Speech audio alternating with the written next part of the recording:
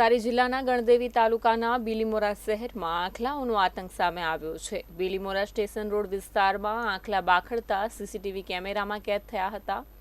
આંખલાઓનું ટોળું બાખડતા એક બાઇક ચાલક માંડ બચ્યો હતો, તો બીજી તરફ રોડની સાઈડમાં રહેલા અન્ય વાહનોને પણ નુકસાન થયું હતું।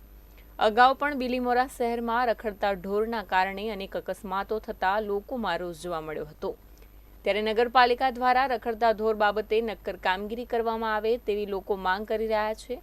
અત્રે ઉલ્લેખનીય છે કે નગરપાલિકા દર વર્ષે ઢોર પકડવા માટે અલાયદું બજેટ ફાળવવામાં આવતું હોય છે, તેમ છતાં પણ રખડતા ઢોરનો આતંક યથાવત રહેતા પાલિકા પ્રત્યે લોકોમાં ભારે રોષ જોવા મળી રહ્યો છે।